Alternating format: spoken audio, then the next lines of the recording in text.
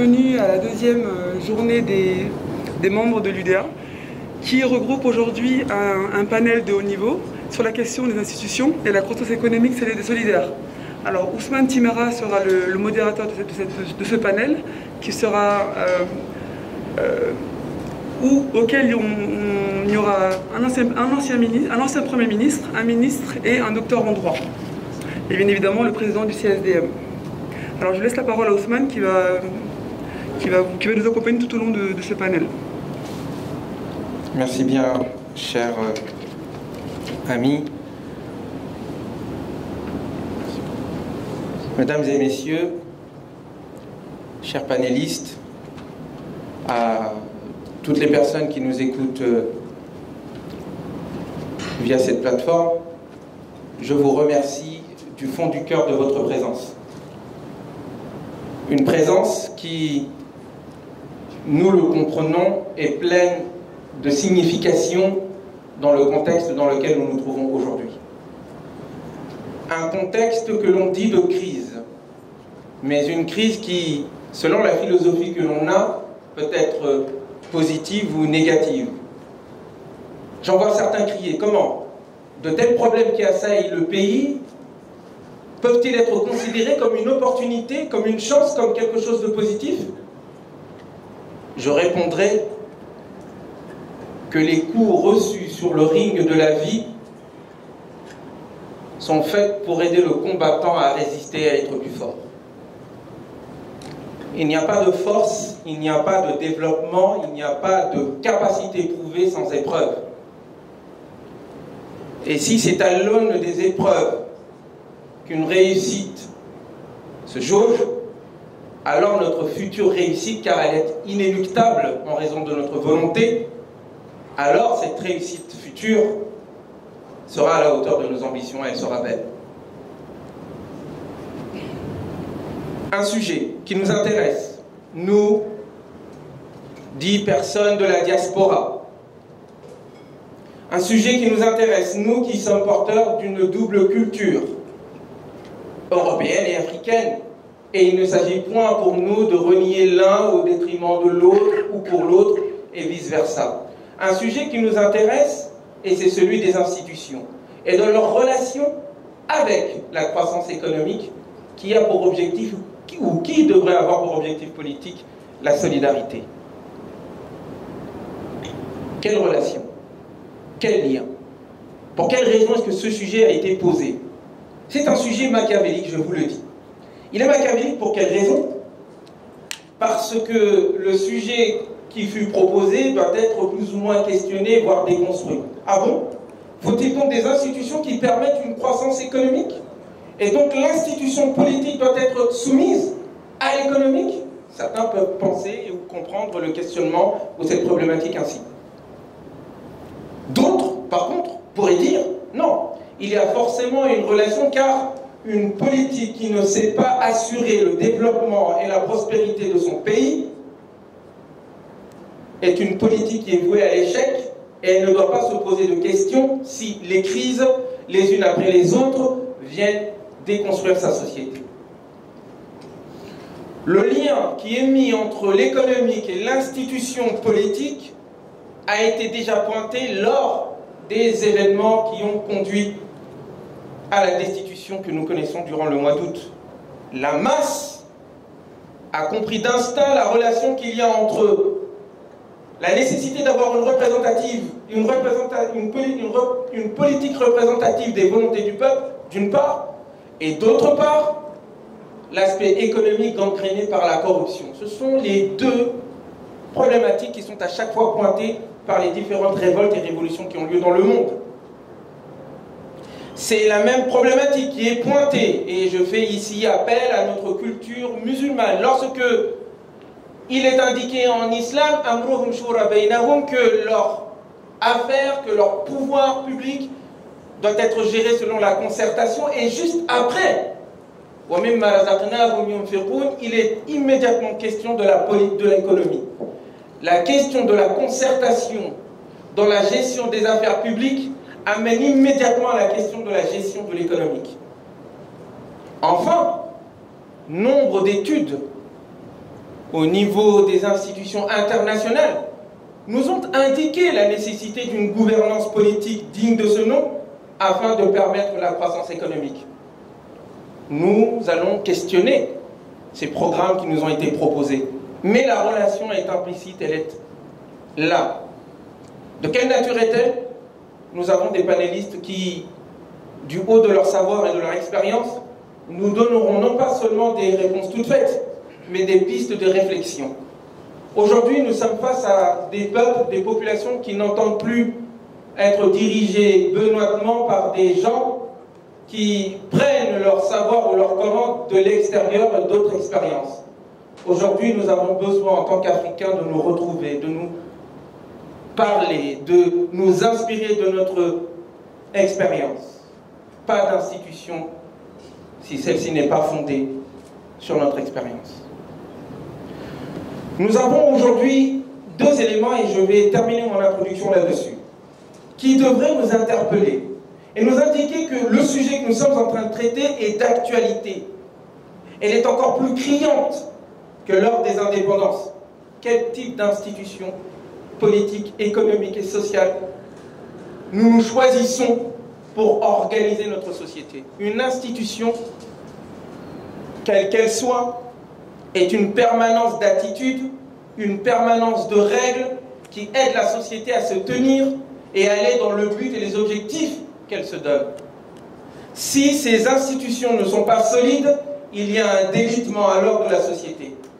Et si nous avons connu dans ce pays 4 coups d'État, il y a un questionnement à se poser. Non pas sur qui doit diriger, mais sur pourquoi et comment diriger. Et donc la question des institutions. Et si le destin de derrière le voile des apparences nous a fait signe en nous indiquant que 2 hommes d'État, quelle que soit l'opinion que nous pouvons avoir, ont rendu leur âme et ont été à la fois initiateurs de destitution de gouvernements légitimement élus ou pas, et ont aussi subi ensuite des destitutions et des coups d'État, eh bien, au jour ou à l'année où un autre coup d'État a eu lieu, ou une destitution douce, nous devons nous poser la question de l'opportunité de réfléchir sur nos institutions. Nous avons pour ce faire appelé des hommes d'expérience et de savoir. Tout d'abord, Monsieur le Premier ministre, Moussa Mara, nous a fait l'honneur de sa présence. Nous devons le remercier, et je le remercie à titre personnel. Depuis notre rencontre, il y a de cela 1 an et demi ou 2, pas une seule fois nous n'avons fait appel à notre cher Premier ministre sans qu'il ne réponde immédiatement, sans protocole. C'est une qualité. Nous devons l'applaudir pour ce faire, pour cela. Mais il n'est pas qu'un homme politique. C'est un homme qui est trempé dans l'aventure entrepreneuriale en tant qu'expert comptable. De ce fait, l'aspect politique institutionnel d'une part et l'aspect économique et de la croissance et de la solidarité ne sont pas des choses inconnues pour lui. Nous avons aussi un autre homme politique.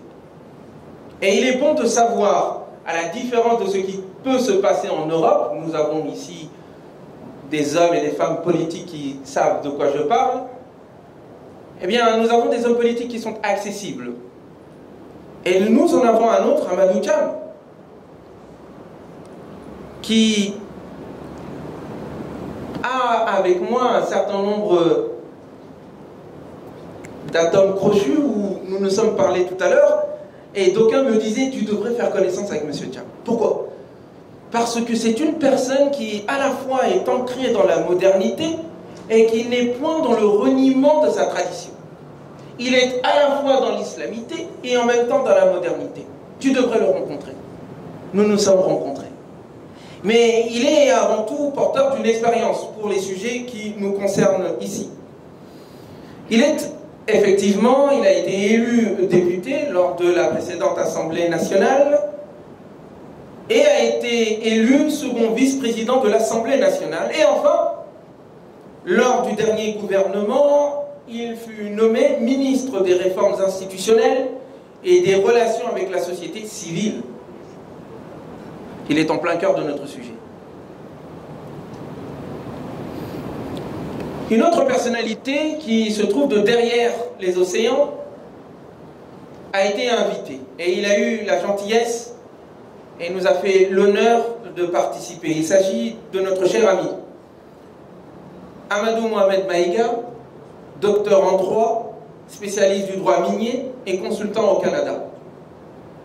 Monsieur Maïga est une personnalité et une personne qui a de l'avenir. Je fais le pari sur lui. On en parlera d'ici quelques années. Mais c'est aussi un ami avec qui, lorsque je parle d'institutions et de la nécessité d'avoir l'exploitation de nos ressources qui aille dans le sens de nos intérêts, il a les yeux qui pétillent. Et il est intarissable sur les solutions qu'il propose. C'est la raison pour laquelle nous l'avons invité afin qu'il participe avec nous sur ce panel. Enfin, la diaspora est mise à l'honneur. Aux côtés de M. Cherif Mohamed Aïdara, qui a eu la gentillesse de venir et de nous prêter main forte pour pondre, pour réfléchir, pour sortir une réflexion innovante à partir de son expérience.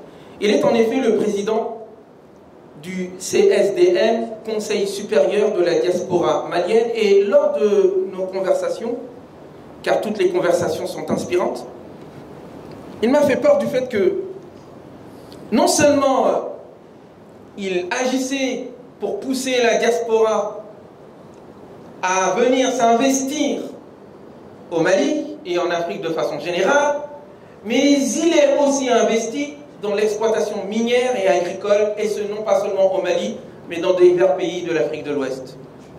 Une belle expérience que nous saurons, je l'espère, exploiter aussi bien que lui exploite ses mines. Enfin, M. Tiambele Gimbayara nous a fait l'honneur de sa présence. La société civile, à travers les médias, est un pouvoir important. Et aborder la question des institutions sans faire appel aux médias, qui sont, dit-on, un quatrième pouvoir, moi je dirais le pouvoir, eh bien, aurait été incongru. Nous vous remercions encore une fois pour votre présence et je vous demanderai sans plus tarder à ce que chacun, au moment où je le nommerai, se lève afin de s'installer. Un élément doit être rajouté. Le regard de Djadji m'a suivi et je vais donc sans plus tarder demander à notre Premier ministre de bien vouloir se lever afin de regagner sa place. La place, elle est où? Elle est là-bas. La première, à gauche. Vous pouvez l'applaudir. Hein. Alors, quelque chose va se passer ici, qui peut-être on n'a pas eu le temps de le faire. Je veux la participation des uns et des autres. Vous savez, un orateur a besoin de sentir son public. Et si le public n'est pas attentif, si le public est passif, cela impacte sur la qualité du discours. Aussi, je ne vous demande pas seulement d'applaudir avec vos mains, mais de réfléchir avec vos esprits, afin que vous soyez secoués par les questions ou le micro que je vais vous tendre, car vous allez, Inch'Allah, participer à l'élaboration de cette réflexion. Je demanderai à notre ministre, Amadou Tcham, de se mettre à côté de son collègue.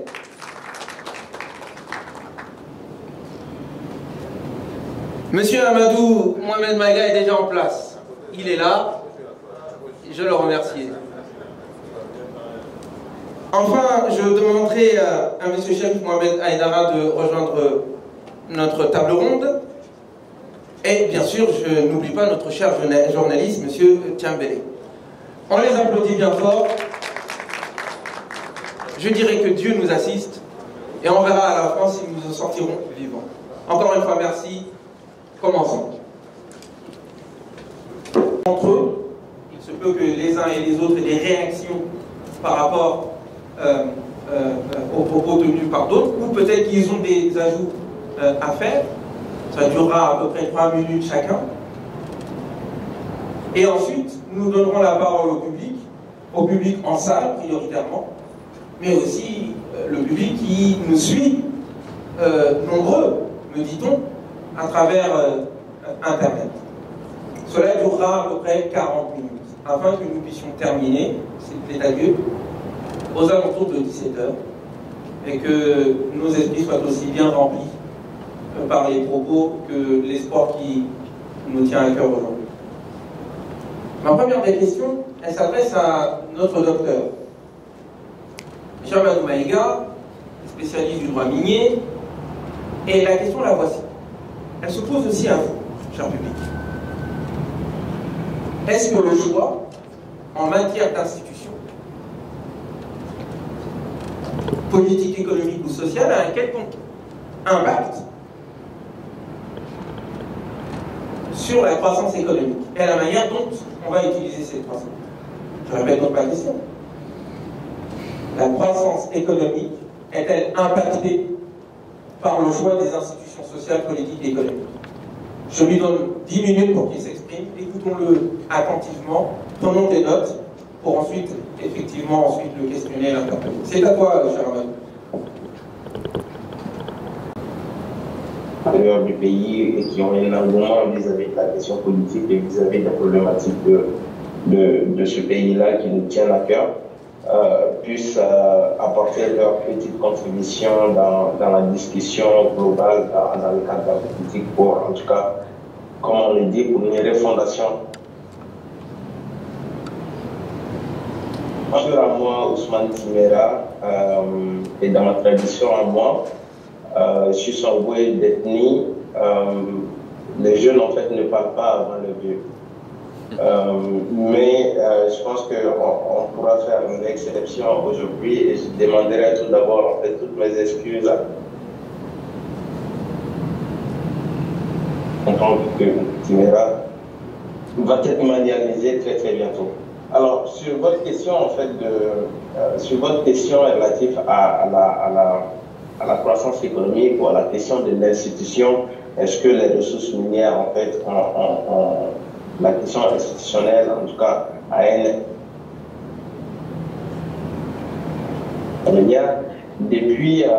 depuis plusieurs années, ou en tout cas depuis l'indépendance, on parle de la croissance économique, ou en tout cas on parle de l'exploitation des ressources minières. Comment faire en sorte que l'exploitation des ressources minières soit un élément catalyseur pour le développement macro et microéconomique municipal. Donc, d'où 5 réformes. Donc, en parlant d'institutions, on a eu 5 réformes minières depuis l'indépendance du président. Mais ces réformes minières, en fait, n'ont pas pu atteindre l'objectif donné qui est la valorisation des ressources minières, qui est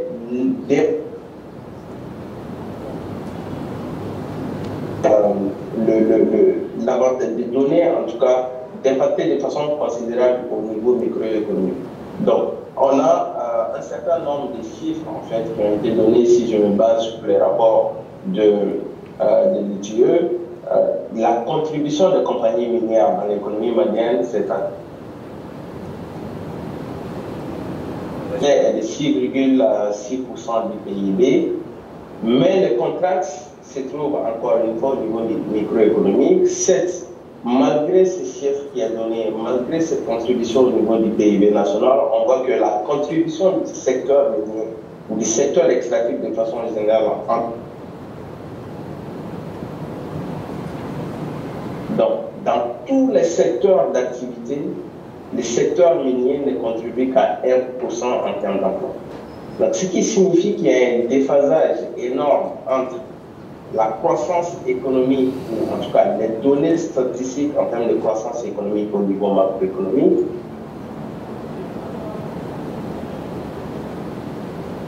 les différentes réformes minières, comme je l'ai signalé en fait tout au début, tendent non seulement à attirer les investisseurs dans le secteur minier, mais également à accroître les revenus donc une question d'optique. Chaîne de valeur de l'exploitation minière et sans pour autant adopter des stratégies et des mécanismes de valorisation de nos ressources minières à travers la transformation locale, mais également à travers le contenu local. La philosophie du contenu local, c'est de faire en sorte que l'exploitation des ressources nationales, maliennes, qui sont dans le secteur minier, mais également pour accroître en fait l'emploi ou la place du personnel malien dans le secteur minier. Donc la question institutionnelle, elle se pose. La question des réformes minières, des dispositifs légaux et réglementaires se pose. Quelle réalité va-t-on adopter pour que, au niveau institutionnel, pour que la réforme institutionnelle en réalité valorise cette exploitation des ressources locales.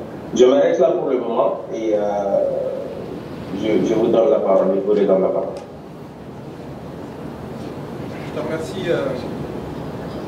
Je te remercie, cher Mohamed. La deuxième question, eh bien, elle est sur la question des réformes politiques en matière de gouvernance pour la croissance et le bilan que l'on peut en tirer. J'ai voulu poser cette question à notre ancien Premier ministre afin qu'il puisse nous éclairer sur son idée, quel bilan faire de ces politiques-là, afin d'en tirer les leçons et de voir quelles perspectives cela nous ouvre pour l'avenir.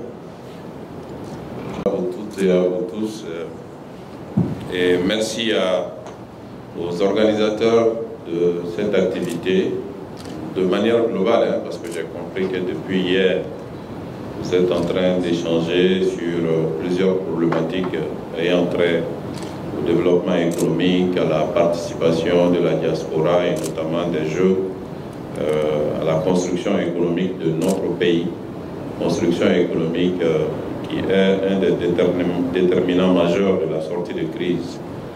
Et donc là, vraiment, je vous encourage à persévérer dans cette dynamique, même si il est vrai que vous n'avez pas le soutien nécessaire et l'accompagnement nécessaire de nos autorités. Et je suis sûr que dans ces débats, nous pourrons faire ressortir un peu ces difficultés. Mon intervention va être d'abord, dans un premier temps, je vais parler des grandes réformes de gouvernance. Dans la terminologie gouvernance, vous verrez, il y a la gouvernance politique, mais il y a aussi la gouvernance économique, évidemment. Des 30 dernières années, globalement sur le continent, parce que le Mali ne fait pas exception, les tendances sont lourdes et presque tous les pays africains se sont engagés plus ou moins dans la même direction en termes de gouvernance politique et de gouvernance économique. Et après, bon, nous ferons ressortir ce qui peut apparaître comme étant les résultats et en quoi ces résultats ne sont pas si satisfaisants que ça, parce que aujourd'hui il est clair que la plupart des Africains ne sont pas satisfaits de la façon dont l'économie de leur pays se porte et de la façon dont leur pays se porte. Et qu'est-ce qui fait qu'après 30 ans de réforme et après des efforts importants, nous en soyons encore à un niveau qui est jugé insatisfaisant. D'abord, dans un premier temps, je l'ai dit tout à l'heure, en termes de gouvernance politique, il faut le reconnaître, il y a eu beaucoup de changements ces dernières années en Afrique. Vous avez tous été témoins des grands changements induits par la vague venue des pays de l'Est en termes d'ouverture démocratique, en termes de démocratisation, en termes d'ouverture politique, en termes de multipartisme, en termes de liberté, liberté de presse, liberté d'association, liberté d'entreprendre, en termes d'édification progressive de société civile. Nous sommes, la plupart d'entre nous sommes jeunes ici, nous n'avons pas vécu les années 70 et 80, mais pour qui ont vécu dans ces années, vous vous rendez compte que le monde d'aujourd'hui en Afrique, dans nos pays, et le monde de ces années ne se ressemble pas. Et cela est dû quand même au fait qu'il y a eu des efforts importants par rapport aux ouvertures politiques qu'on peut considérer comme un peu imposées de l'extérieur, mais qui n'en sont pas moins des réalités. Nos pays aujourd'hui sont beaucoup plus libres que par le passé, avec des contre-pouvoirs, avec des réformes importantes en termes de liberté, qui ont aussi ouvert les espaces économiques et qui ont été à la base peut-être des changements dont je parlerai dans un second temps. Et ces ouvertures politiques ont été aussi un peu conceptualisées et standardisées, à tel enseigne que maintenant nous avons un certain nombre de règles qui s'imposent un peu à tous. Vous avez tous entendu parler du MAEP, le mécanisme africain d'évaluation par les pairs, qui est un mécanisme à l'échelle de l'Union africaine pour s'assurer qu'il y a un minimum de gouvernance politique tournée vers les intérêts des populations dans les pays, avec un certain nombre de critères, avec un certain nombre de réformes nécessaires, et avec un dispositif où une équipe vient regarder dans chaque pays comment les choses se passent et comment il faudrait faire pour toujours plus de liberté, plus de démocratie, plus de justice, plus d'inclusivité des minorités, autant de choses qui sont indispensables à une collectivité. Et pour la petite histoire, la première fois où le mécanisme est intervenu dans notre pays, c'était en 2008-2009, et nous avons été assez bien notés. Le Mali a été assez bien noté, et quelques années plus tard, patatras, nous nous sommes retrouvés un peu par terre. Il y a beaucoup d'autres raisons que les raisons politiques à ce qui est arrivé en 2012 et à la suite de 2012. Donc on a ce mécanisme et on a à l'échelle de l'Afrique de l'Ouest le dispositif de la CEDEAO depuis 1999-2000 qui là aussi standardise et met en place un certain nombre de règles en termes de gouvernance et de démocratie. De ce dispositif, on en a beaucoup parlé cette année. Quand la CEDEAO est intervenue, protocole additionnel et autres, l'objectif de ce dispositif aussi est qu'à l'échelle de l'Afrique de l'Ouest, que tous les pays observent un minimum de règles démocratiques, d'ouverture, de respect vis-à-vis de la liberté de presse, de l'inclusion des minorités, d'organisation des élections et autres. Donc ça, c'est la première vague de réformes et de changements induits sur le plan politique qui n'en sont pas moins indispensables pour arriver à la seconde dont je vais parler tout à l'heure par rapport aux questions économiques. Sur le plan économique aussi, nous avons eu parallèlement à l'ouverture politique, il y a eu une ouverture économique. C'est vrai, l'ouverture économique du continent de manière générale a commencé beaucoup plus tôt que l'ouverture politique et avec les ajustements structurels, avec un certain nombre de réformes du début des années 80. Mais cette ouverture s'est accélérée. Et s'est accélérée à partir des années 90 avec un certain nombre d'éléments symboliques. Le premier des éléments symboliques, c'est à partir des années 90 que nous avons eu les grands programmes d'ajustement et les grands programmes de développement à l'horizon de 5 ou 10 ans. Nous avons eu les premiers programmes de lutte contre la pauvreté, de réduction de la pauvreté jusqu'à ces jours. Et presque la plupart des pays se sont inscrits dans cette dynamique. Et cette ouverture économique a un certain nombre de déterminants ou de caractéristiques. La première des caractéristiques, c'est ouvrir nos pays aux investisseurs extérieurs. On le voit dans le domaine des mines, par exemple. Et cette ouverture aux investisseurs extérieurs s'est traduite par la prise de codes miniers, de codes des investissements, avec pas mal de facilités qui sont offertes aux investisseurs extérieurs. C'était un élément majeur des réformes économiques entreprises dans nos pays depuis pas mal de temps. La deuxième caractéristique, c'est la facilité des affaires, la facilité de créer une entreprise, la facilité de faire des formalités, la simplification des formalités, tout ce qui participe un peu de ces changements. Et c'est ce qui est induit dans le doing business, par exemple. Le doing business est illustratif un peu de ces changements qui ont été induits et qui, à l'échelle planétaire, essayent de comparer les pays par rapport à leur ouverture économique, à la facilité de faire des affaires, à la facilité de protéger les investisseurs, à la facilité de rapatrier les revenus. Et vous avez un certain nombre de règles qui permettent de classer les pays. Et chaque année, les pays se battent pour être les premiers en matière de doing business. Le Mali, c'est pareil, hein, tous les autres pays, c'est un peu la même caractéristique. Donc il y a aussi ce côté-ci. L'autre côté, ce sont tous ceux qui concernent les réformes économiques, fiscales, juridiques, pour faire en sorte que ceux qui entreprennent, qui créent des richesses soient protégés.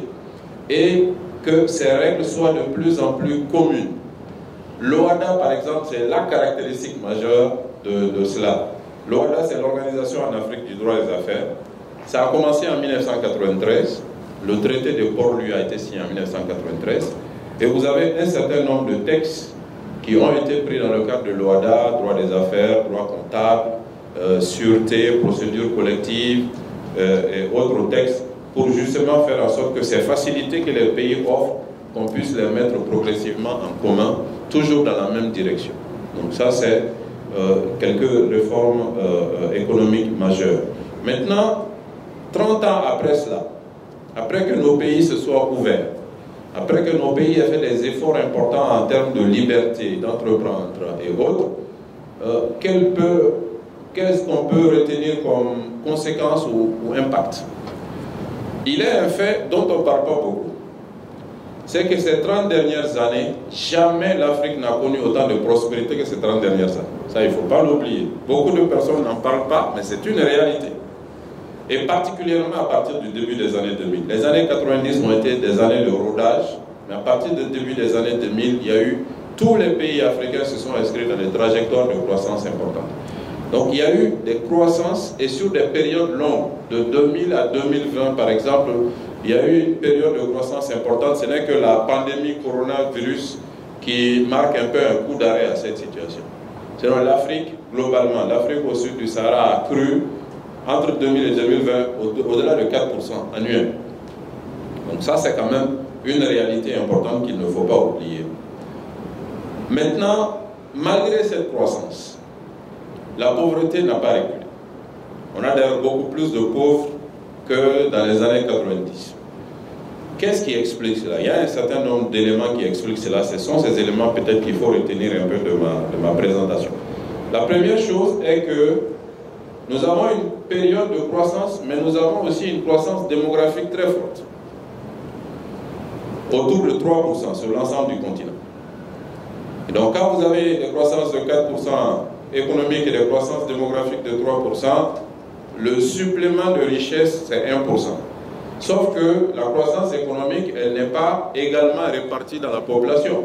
Avec les inégalités que nous avons sur le continent africain et au Mali de manière générale, on estime que 75% de la croissance économique est apparue par les élites.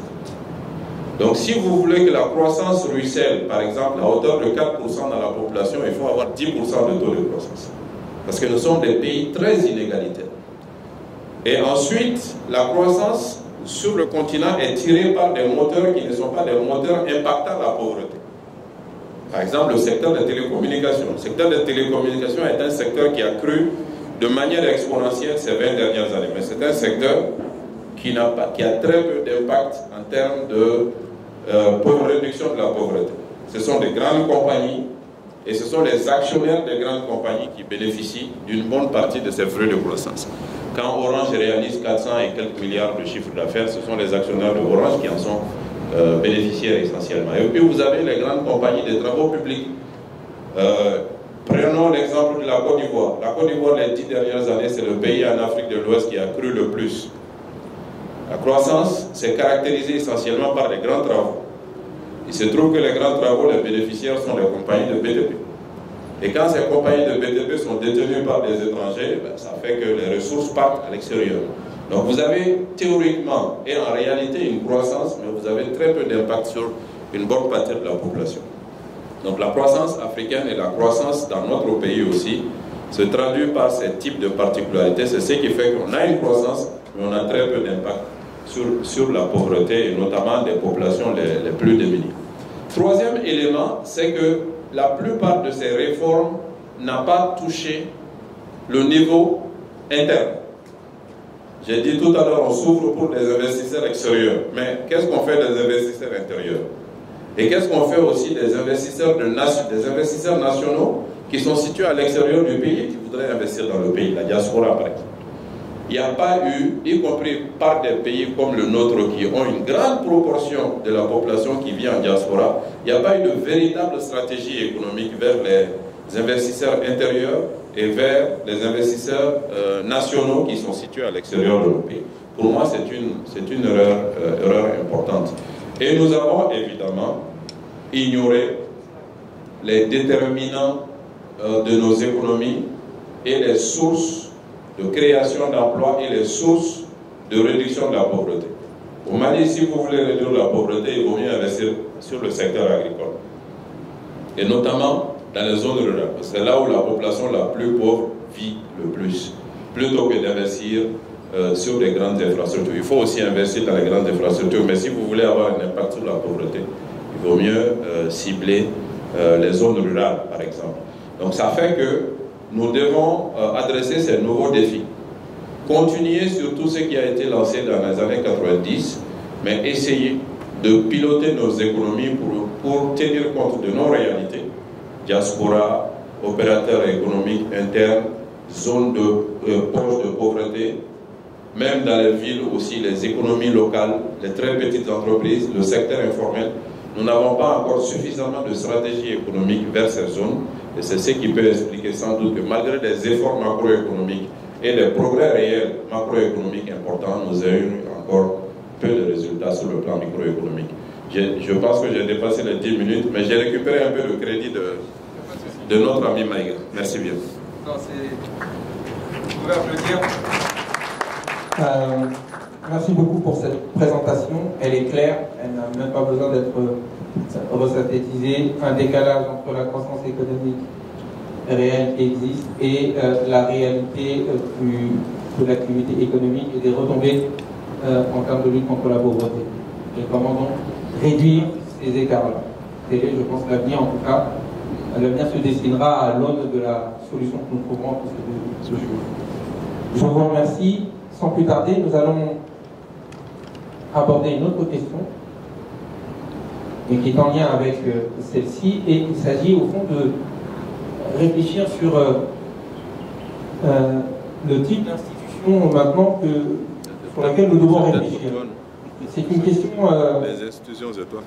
Inventer des modalités nouvelles d'intervention citoyenne dans la fabrication des lois et les orientations économiques. Les orientations économiques notamment, dans la nomenclature des politiques économiques et néolibérales, les populations n'ont pas trop de choix. On essaye d'indiquer ou de constitutionnaliser des choix économiques déjà faits. Et donc, il n'y a pas moyen d'intervenir. Quelle modalité pour que les populations interviennent? Et j'ai une question un peu provocante. Pardonnez-moi. Est-ce que nous pouvons aller vers une constitution populaire pour une nouvelle république? C'est un risque que vous faites et péril. Je vous laisse la parole. Je vous remercie, Ousmane, et bonsoir à chacune et à chacun d'entre vous ici. Permettez-moi de vous remercier, de vous féliciter pour cette initiative. Je disais tantôt à M. Timéra que la diaspora, à travers cette initiative, trouve à suffisance son attachement au Mali. La situation est plus que difficile aujourd'hui. Certains ont même tendance à quitter le pays. Vous êtes toujours dans cette lancée de revenir au pays et d'installer ce débat pour que nous puissions trouver les solutions à la problématique que nous traversons aujourd'hui. Ceci dit, je dirais que avant de rentrer dans la question de la réanimation de la participation citoyenne, je vais soulever la question de la légitimité des institutions. Aujourd'hui, est-ce que les institutions qui sont le président de la République, le gouvernement, l'Assemblée, est-ce que les Maliens se reconnaissent dans ces institutions? C'est ça la première question. Est-ce qu'il n'y a pas, dans ce déni de ces institutions, est-ce qu'il n'y a pas cette démocratie institutionnelle qui est en train de prendre le pas? Est-ce que les gens s'estiment suffisamment représentés? Et donc, il est important, nous avons vu en 2009-2010, après qu'une loi ait été votée à l'Assemblée nationale, la loi portant encore des familles et des personnes, comment la rue, les organisations socioprofessionnelles et religieuses se sont ruées pour, à la limite, non seulement mettre un frein à la promulgation de cette loi, mais ça a même fragilisé le régime d'alors, d'ATT. Et nous avons vu également en 2017, quand après toute la procédure de la loi qui portait l'élection de la Constitution, le Conseil des ministres, l'Assemblée, vous avez vu comment le mouvement anti-Abana est venu dans les rues pour mettre un fin à ce processus de révision constitutionnelle. Et récemment, nous avons vu quand les députés ont été installés en 2020, en début 2020, comment est-ce que les populations se sont levées pour contester ces députés. Et ça a été une source même de renversement du régime du président Ibrahim Boubacar Keïta. Donc la question qu'on se pose, est-ce que ces institutions, le peuple du Mali, de la population, est-ce qu'elles se reconnaissent dans ces institutions? Et je crois que l'histoire récente nous prouve qu'il y a une certaine rupture entre les populations et les institutions. Ces ruptures sont dues à deux choses majeures, à mon avis. La première chose, c'est le mode de désignation de nos dirigeants, que ce soit le président de la République, que ce soit le gouvernement ou les députés. La deuxième chose, c'est la gouvernance. Je vais continuer à amener quelques pistes de réflexion, en commençant par la question du mode de désignation. Nous avons, quand nous prenons le président de la République, qui est élu au suffrage universel direct, nous avons eu en 2018 et même en 2013 beaucoup de contestations de rue contestant l'élection du président de la République. Et heureusement, fort heureusement pour nous, le dialogue national inclusif a permis de trouver un accord sur l'organe qui organise ces élections. Parce que c'est de ça qu'il s'agit. Nous avons toujours estimé qu'une élection qui est organisée par l'État ou par l'administration ne peut pas être perdue par ceux qui tiennent cette administration. Il y a un chef d'État qui avait l'habitude de le dire de façon assez ironique. Bongo qui disait qu'on ne peut pas organiser une élection à la perte. Donc, aujourd'hui, nous avons, après beaucoup de réflexions, après beaucoup de débats, décidé d'aller vers un organe unique indépendant pour organiser les élections. Cela pourrait crédibiliser les institutions, disons le président de la République, qui sera issu de cette élection. Et cela pourra être un facteur de légitimité du président de la République parce que son mode d'élection est accepté de tous. Nous avons également vu que dans le système actuel, la Cour constitutionnelle joue un rôle de proclamation des résultats. Cela s'est avéré suffisamment dangereux, je dirais, parce que la Cour constitutionnelle, qui est supposée être le dernier recours, devient le premier recours. Dans le schéma que nous projetons aujourd'hui, c'est que cet organe unique va proclamer les résultats finaux. Le rôle de la Cour constitutionnelle sera seulement un rôle de contentieux électoral. Quand vous regardez un peu dans la Constitution actuelle, dans l'élection des députés à l'Assemblée nationale, la Cour constitutionnelle a, après 2 semaines, au moins, pour traiter tous les recours de Kaye à Kidal, dans les localités les plus éloignées. Et donc, on est sûr de tomber dans une situation de contestation. Contrairement en France où le Conseil constitutionnel a le maximum de temps, ça peut prendre des mois, mais d'ici là, l'organe unique proclamera les résultats et déclarera ceux qui sont élus députés. Maintenant, si après des mois de vérification, on se rend compte qu'il y a eu des irrégularités, la Cour constitutionnelle, qui a le rôle de contentieux, pourrait revenir sur les résultats de cette inscription électorale. Cela pourrait nous éviter ce que nous avons connu en 2020 tout près. Donc ça, c'est les réformes qui sont déjà annoncées et que le dialogue national inclusif a pris en compte. Je crois qu'il n'y a pas à désespérer. Le Premier ministre Samara vient de le dire, nous sommes sur une bonne trajectoire. Mais encore faudrait-il que nous l'acceptions ensemble et que l'on accepte de rétablir le dialogue et le débat. Tous les textes sont là. Et pour ouvrir une parenthèse, je crois que la transition actuelle a intérêt à faire en sorte que dans la conduite des réformes politiques institutionnelles, que toutes les forces sociales et politiques y soient associées. C'est beaucoup plus ce consensus politique et social que la pertinence des textes. Les textes peuvent être très pertinents, mais si le processus n'est pas inclusif, on peut se retrouver avec le même scénario de 2019 en terre à banane. Parce que les gens ne se retrouvent pas dans le processus. Et la communication gouvernementale, nous l'avons toujours décriée, a souvent manqué d'approche. Parce que les couches les plus actives de l'aspect civil ne sont pas forcément ceux qui suivent le journal de 20 heures. Et tous d'autres canaux de communication pour permettre une meilleure participation des forces sociales dans l'élaboration des politiques publiques et dans leur mise en œuvre. Je vais m'en arrêter là. Et certainement, nous allons continuer le débat. Je vais juste dire, par rapport au second point, qui est la mauvaise gouvernance, je pense que le Premier ministre s'est beaucoup penché là-dessus la question. Mais je crois que cette question doit être revue pour que nous avons connu des chefs d'État qui, au bout avec l'exercice du pouvoir, 1 année, 2 ans, perdent toute légitimité à cause des questions de corruption ou de manque de transparence. Alors je crois qu'il est extrêmement important que ces deux aspects, le système électoral, pour que le mode de désignation soit accepté de tous, et la question de gouvernance, pour que ceux qui ont la légitimité dès le départ puissent continuer à la garder afin de mener bien les affaires publiques.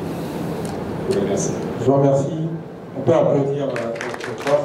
Je crois qu'il faut bien applaudir nos intervenants pour leur concision, pour leur précision. Merci encore une fois. Vous voulez bien me répondre juste quelques minutes? Je crois qu'il y a le même problème que nous traversons ici, comme vient de dire, vécu ailleurs. La démocratie représentative est survenue du fait que, avec la démographie, il est impossible que chacun puisse dire sa voix dans la gestion d'un pays, de la cité. Donc c'est pour cela qu'il est important que les gens désignent et élisent des personnes qui les représentent. À part le mode de scrutin que je viens de dire, ou le mode de désignation, il y a aussi le rôle du député, extrêmement important. Je me rappelle, j'ai eu l'honneur de mettre en place le plan de développement sur l'Assemblée nationale du Mali 2015-2025, un plan sur 10 ans. Et les différentes interrogations que nous sommes faites, c'est la relation entre l'élu et la population après son élection. Il y a une rupture après. Maintenant, ce qu'il faut aussi comprendre, c'est la capacité même de l'élu. Vous verrez qu'au Mali, nous avons la proposition de loi qui émane des députés et le projet de loi qui vient du gouvernement ou de l'exécutif. Mais au Mali, pendant 5 ans de mandature, vous avez peut-être juste 2 propositions de loi. Donc, au moins, les propositions que nous connaissons sont même souvent des projets de loi un peu modifiés. Alors que cette capacité, ce pouvoir que le député a de pouvoir proposer les lois, c'est sa seule façon de pouvoir prendre en compte les aspirations des populations. Il est là pour pouvoir écouter les populations et recueillir les besoins et les transformer en propositions de loi. Mais la problématique qui se pose dans cette situation, c'est que non seulement le député, je vais le dire de façon terre à terre, en France, vous avez un député qui a presque 5 ou 4 assistants, qui sont des experts dans différents domaines. Mais au Mali, à peine un député a un bureau où vraiment il peut travailler. Sur les vice-présidents, on doit des assistants. Et il y a aussi la problématique du personnel parlementaire. Chaque fois qu'il y a une législature qui vient, la législature rase tout le personnel parlementaire qui est supposé être la mémoire institutionnelle de l'Assemblée. Donc les nouveaux députés qui viennent ne savent pas du tout ce qu'est l'historique des différentes lois, les écoutes qui ont été conduites pour voter ces lois. Cette historique disparaît. Donc, à ce plan, nous avons demandé à ce qu'il y ait un statut particulier pour les personnels de l'Assemblée nationale pour permettre de garder cette mémoire de l'institution. Donc, on a aussi parlé d'un fonds d'appui à l'initiative de proposition de la loi. Un ministre des directions, du conseil technique, du chargé de mission, et il a les moyens nécessaires pour faire un projet de loi. Maintenant, le député, pour qu'il puisse constituer une proposition de loi, il faut des expertises et des fonds pour faire des recherches et tout. Donc, on voulait mettre en place un fonds, un fonds pour permettre, chaque fois qu'un député a des propositions, certainement qui émanent des populations, que le député puisse avoir accès à ce fonds-là. Et aussi un pool d'experts, à défaut de pouvoir recruter 4 ou 5 assistants. Dans un premier temps, on a parlé d'un pool d'experts qui soutiendra chaque député de l'initiative. Donc je crois que ces questions-là, si nous arrivons à les explorer davantage, nous pourrons véritablement trouver des moyens de briser le fossé qui existe entre les populations et les députés. Et les populations trouveront que ces députés la représentent plus, parce que ces députés auront plus de capacités d'action pour pouvoir mener à bien la charge de les confier et de représenter ces populations-là. Je vous remercie. Sans plus tarder, on peut l'applaudir. Il n'a pas osé aller dans le sens de la constituante populaire, mais bon, on en parlera peut-être profondément après, peut-être le contexte ne s'y prête pas, à travers les questions. Mon propos va vers notre cher ami M. Haïdara. Et on fera le lien parce que certains peut-être diront, mais quel est le lien entre croissance économique, institution, la représentativité des députés? Pourquoi? Quel est le lien? Il y a un lien forcément. Les lois ont un impact. Et l'argent doit être accueilli dans un endroit, dans un cadre. Et justement, l'accueil de cet argent, notamment issu de la diaspora, vous l'avez vu, nous sommes des entrepreneurs, nous sommes des porteurs d'idées, nous sommes des porteurs d'espoir. Là où certains disent qu'il n'y a pas d'espoir au Mali, nous disons qu'il y en a. Nous sommes là. Mais quelquefois, des questions se posent. Beaucoup d'argent viennent de l'extérieur. On a appris d'ailleurs ce matin que l'aide qui vient de nos parents est supérieure à l'aide au développement de la France. Et pourtant, la France a plus de pouvoir que la diaspora, ou en tout cas nos parents. Si le poids économique décidait normalement de la capacité de chacun à orienter les politiques publiques, nos parents devraient être les maîtres de leur pays d'origine. Ce qui n'est pas le cas. Pour quelle raison? On nous a dit effectivement que cet argent répond à des besoins, on va dire, primaires, immédiats, pour manger, boire, se loger, mais pas pour être investi. Pourquoi? Quelle raison? Donc, comment faire en sorte que cet argent qui vient de la diaspora, cher ami, cher monsieur Haïdara, comment faire en sorte que le micro puisse marcher, et il marche.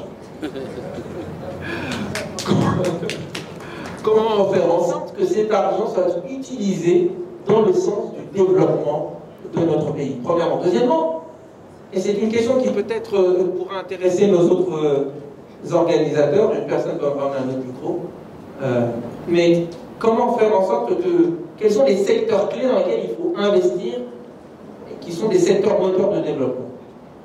Comment cet argent peut être investi efficacement au Mali? Deuxièmement, quels sont les secteurs clés qui sont des secteurs moteurs de développement du pays? Je peux avoir le micro. Tenez. Ah ouais, d'accord. Alors, merci, chers panélistes, collègues, merci aux ambassadeurs qui ont eu cette bonne initiative.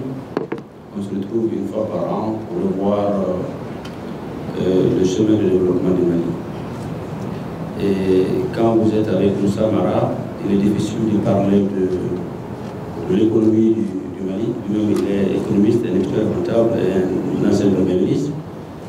Et M. Cham, cher frère, a été ministre chargé de réforme de l'institution, avec qui nous avons eu à travailler en tant que société civile.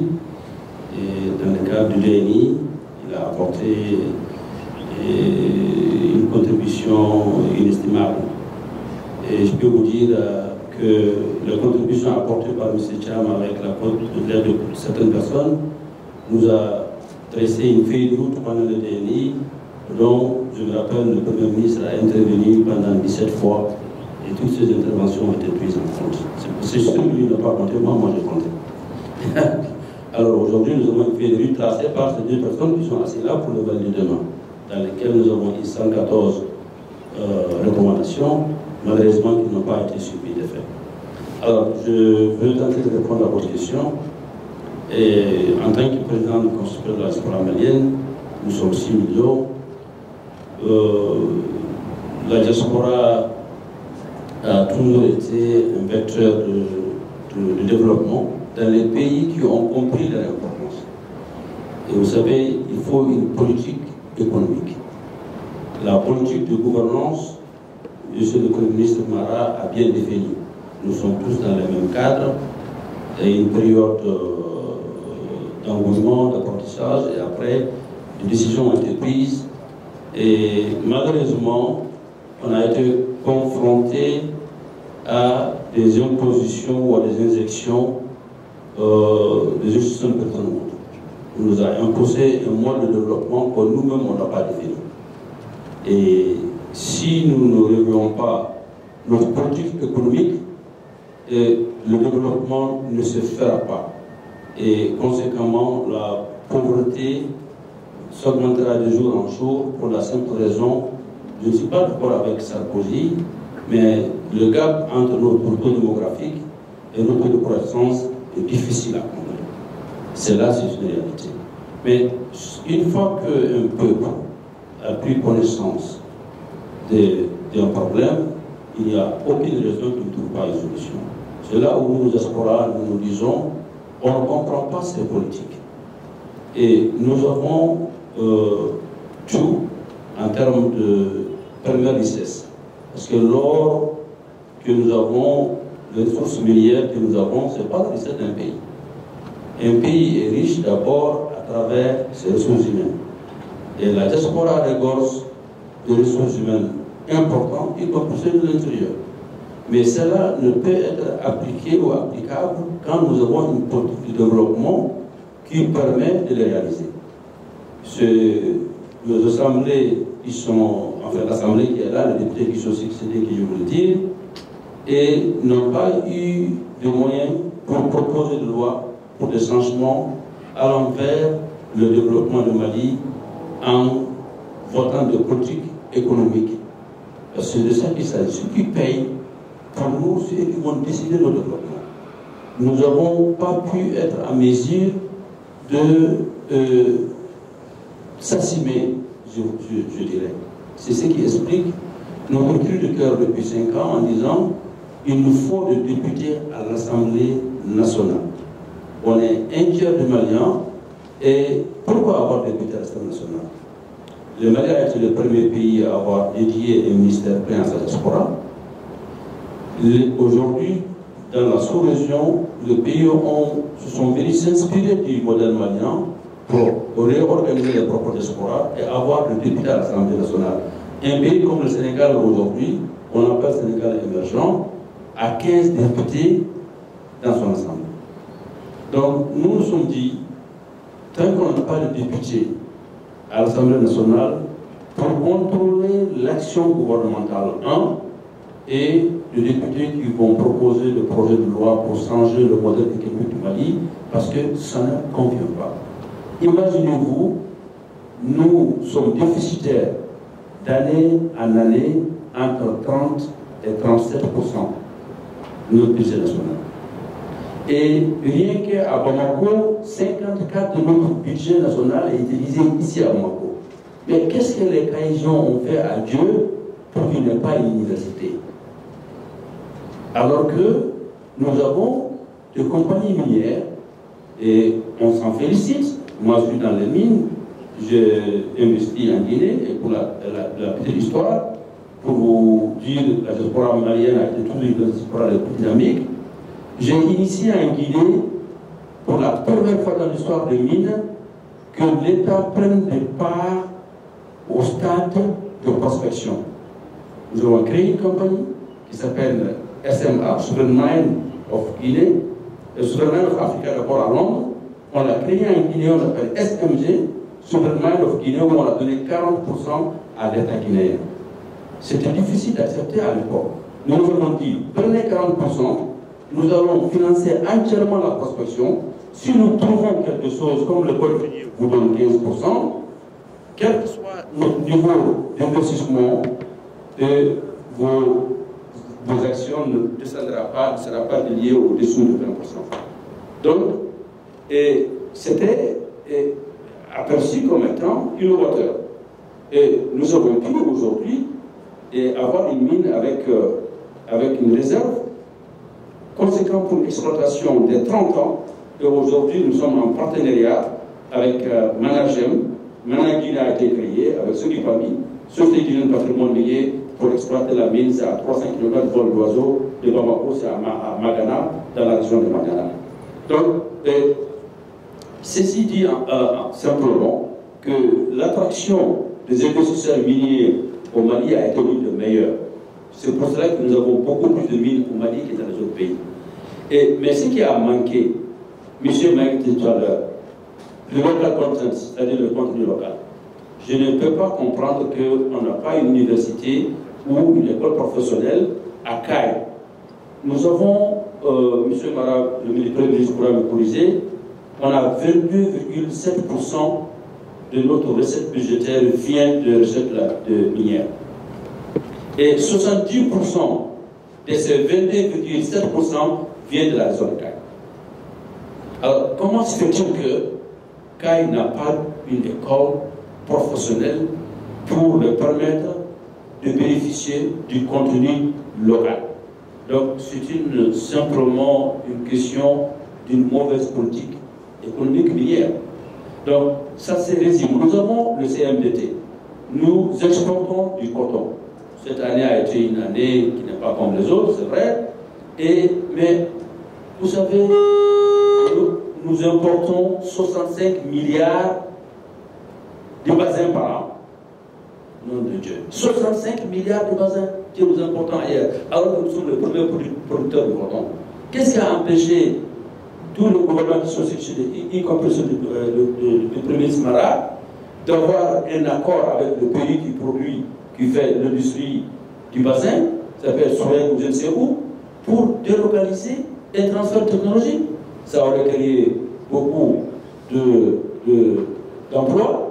Ça, c'est encore la politique économique. Vous ne m'avez jamais vu porter du bassin. Vous savez pourquoi? Tant que le bassin n'est pas produit aujourd'hui, je n'en porterai pas. Bravo. Okay? Donc, ces politiques, nous pensons qu'aujourd'hui, ils peuvent changer. Ils peuvent changer parce qu'il y a une prise de conscience collective à travers les ambassadeurs. Vous avez l'avantage, vous avez fait qu'un retour, vous n'avez pas fait un aller-retour. Vous êtes né, grandi, vécu dans un système et vous voulez revenir et contribuer au développement du Mali. Et la diaspora, avec nos députés qu'on aura à l'Assemblée nationale, voteront ces lois. Et ils ne manqueront pas de retourner à leur base et de faire une institution de cette accession. M. Bouye Sissé est l'un des députés de la diaspora malienne, et en tout cas désigné, il est assis dans la salle, il est de la France. Donc la solution au problème malien aujourd'hui, c'est une question de courage politique. Parce que si nous voulons blâmer tout le monde, et tout le monde est responsable, y compris moi-même qui est assis en face de vous. Parce que ça fait quand même 30 ans qu'on en parle, et on ne peut pas comprendre le pays qui a été le premier à comprendre l'appel de la conférence de Bonn, qui a été premier à accepter un modèle démocratique, qui a été le premier à créer la CENI, et qui se retrouve aujourd'hui, chaque 10 ans, 12 ans, nous avons un coup d'à. Ça veut dire, je me rappelle ce qu'a dit M. Mara un jour, qu'il y a un problème profond, le politique ont échoué pour revoir le mode de gouvernance et de politique. En ce qui concerne la diaspora, dans l'agriculture, je vous donne un exemple. j'ai créé Farmland, je suis membre fondateur de Farmland of Africa. J'ai créé Farmland of Guinée. Je l'ai coté à Nasdaq. Et il y a une association qui s'appelle M&A Award, annuellement, chaque année. En 2012, j'ai gagné le prix. On était 10 finalistes. Vous avez Burger King, Merrill Lynch, Bank of America, 7 autres. Parce que c'était une initiative qui est créée. Nous avons revendu cette compagnie à une compagnie indienne aujourd'hui qui fait l'exploitation en Guinée. Donc c'est pour vous dire que nous avons beaucoup d'expertise, mais cela ne pourrait changer que si nous avons le courage de changer notre politique économique de façon que ce soit équitable. Et notre première richesse, c'est la ressource humaine que vous, ambassadeurs, vous représentez. Et on ne peut pas avoir un développement quand le gouvernement a décidé unilatéralement de mettre un frein sur le développement au Mali. Je m'explique. Les banques au Mali, 85% des banques au Mali, ce sont des banques étrangères. Je ne vais pas donner de nom pour ne pas faire de mécontents, mais je peux vous dire que vous voulez avoir plus de 150 millions, la décision se prend à Abidjan, à Rabat, à Lomé ou à Lagos. Mais pourquoi? Pourquoi les Maliens n'ont pas compris? Il nous faut une banque d'investissement au Mali pour permettre à vous, à elle, à lui, de pouvoir bénéficier d'un accompagnement pour créer de la richesse. Et tant qu'on ne mettra pas un plan d'industrialisation du Mali, nous ne pourrons pas se développer économiquement et conséquemment nous ne pourrons pas réduire les candidats à l'immigration qui veulent partir ou rester, parce que partir ou rester, c'est un choix.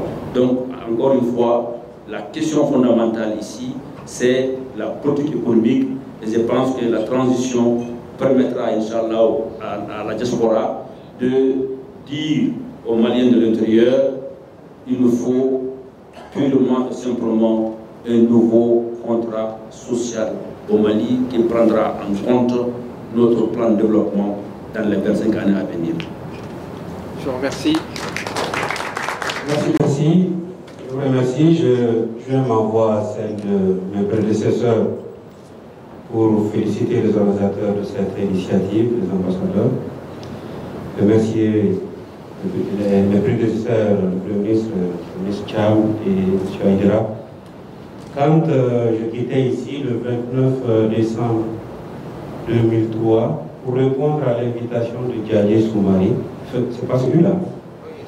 Oui, je partais paix à son âme, je m'incline devant sa mémoire d'ailleurs. Un homme qui a beaucoup donné à cette diaspora. Et je partais d'une radio libre comme animateur et présentateur. J'ai appris de l'autre côté, venant d'un pays continental qui n'a pas d'accès à la mer, un pays qui n'avait pas encore 20 millions ce moment, à peu près, qui avoisine aujourd'hui les 20 millions d'habitants, et qui, en son temps aussi, était parti d'une révolution pour demander l'instauration de la démocratie.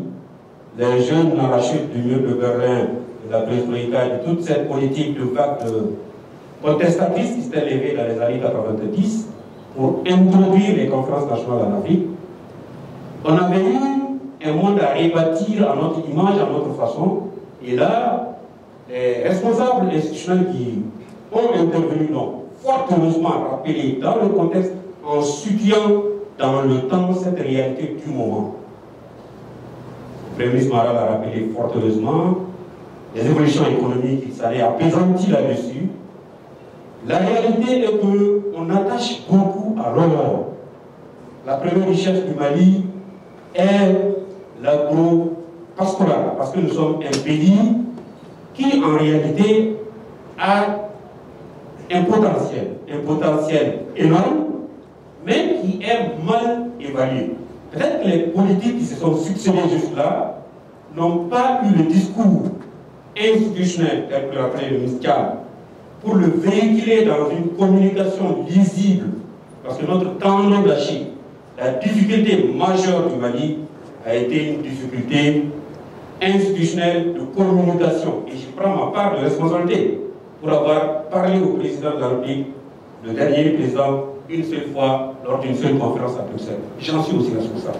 C'est en cela que les gens doivent comprendre que la multiplicité des institutions de communication, l'imbrication des institutions traditionnelles et étatiques, la non-implication et le fait de ne pas tirer les leçons réelles de nos difficultés et d'intégrer, d'associer les populations au nom de qui ces décisions sont prises, nous renvoie notre propre image à travers dans le miroir. Il n'est pas acceptable que le Mali, en 1991, ait initié cette politique de représentativité des élus à l'Assemblée nationale. En 1989, c'était une recommandation de la conférence nationale des souverains que le Mali ait des députés. En 2020, qu'aucun Malien de l'extérieur n'ait siégé à l'Assemblée nationale, que le Sénégal, le Maroc, la France, parce qu'on a une députée des Français de l'étranger aujourd'hui ici, sur ce plateau, ait tiré les leçons de cette aventure, de cette expérimentation malienne, et que nous sommes encore au discours et à mettre ça dans les annales. Ce n'est pas possible.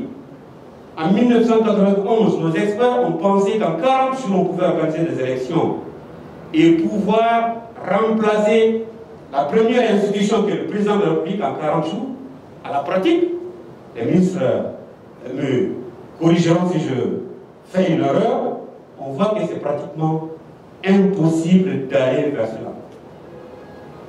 Pour terminer et sortir de ce temps imbroglio, on devrait tirer réellement les erreurs de nos textes et l'adéquation entre ce pays qui a cette civilisation, cette histoire riche, comment l'interpréter en loi, en conduite. Aujourd'hui, la transition nous expérimente un ticket. En Afrique, je n'ai vu ça nulle part. Est-ce que c'est peut-être par hasard ou par opportunisme politique de nommer un vice-président pour capable demain ne pas voter pour un ticket présidentiel? Au Mali, ça serait une première et une innovation. Je ne rêve pas encore, et je crois qu'on a du chemin à faire pour que les lois votées à Paladagé, à l'Assemblée nationale, caillassées par des marcheurs au Mali, et représentées et des représentants qui fassent de l'islam un vecteur politique. L'islam politique est notre problème, disons-le fort. La politique, dans l'approche occidentale, l'art de gouverner les hommes dans la cité, si on se réfère à leur discours, à leur beau discours, a ces réalités qui ne riment pas avec l'église ou la mosquée. En France, ils l'ont appelé la loi de 1905. Ici, appelons la loi de 1236 à Koukakoura. Je crois qu'on a eu des fois, nos ancêtres, nos prédécesseurs en ont réfléchi. Les institutions qui sont ici ont posé les jalons à chaque génération de tirer des leçons et de poser son pas pour le développement du pays.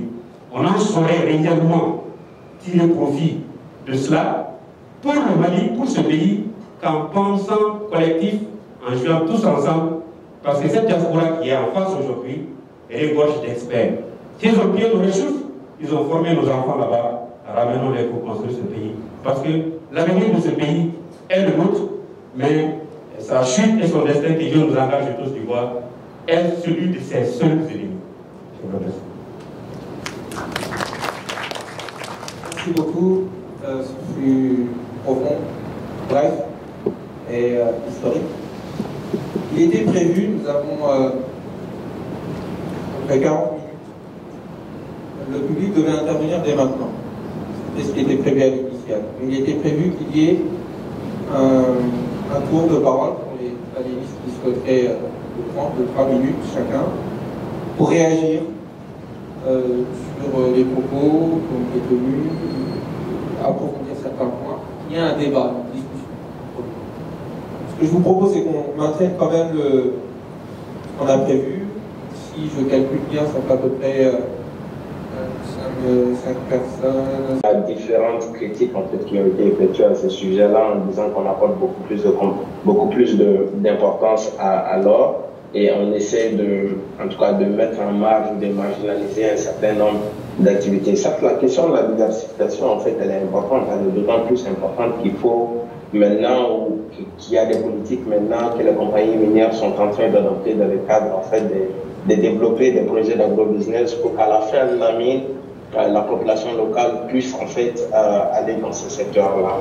Mais il ne faudrait pas oublier également que chaque État, en tout cas, a un certain nombre de secteurs en fait dont il se base pour développer son économie et pour avoir une croissance économique. Donc, on a en RDC, c'est le cobalt, en fait, le secteur extractif. En Côte d'Ivoire, c'est l'or et le pétrole. Au Burkina Faso, c'est le pétrole. Au Burkina Faso, c'est l'or. Au Sénégal, c'est le gaz actuellement, où il y a beaucoup d'engouement vis-à-vis de la question. Mais pour réellement faire en sorte que ces secteurs soient valorisés au Mali ou en Afrique de façon générale, 3 ou 4 points essentiels que je fais souligner. Le premier point, c'est le renforcement de capacité au niveau institutionnel. Il ne faut pas compter voir la face. Les institutions qui sont établies maintenant sont défaillantes en termes de suivi et de contrôle en fait, des compagnies minières dans leurs obligations légales et contractuelles, dans la mise en œuvre de leurs obligations légales et contractuelles. Ça, c'est le premier point. Le second point, c'est de renforcer leur capacité en termes de négociation des contrats et de négociation de la participation de l'État. On est jusqu'à présent dans les politiques d'ajustement structurel en fait des années 1980 et 1990 dans l'application de nos différentes, lorsqu'on essaye d'analyser nos différentes réformes minières, lorsqu'on essaie de voir quelle application nous en font réellement en termes de participation de l'État dans le capital social. Donc, il faudrait revoir en fait la question de la participation. Il faudrait mettre en place des mécanismes et des stratégies de transformation des minéraux au niveau local et national.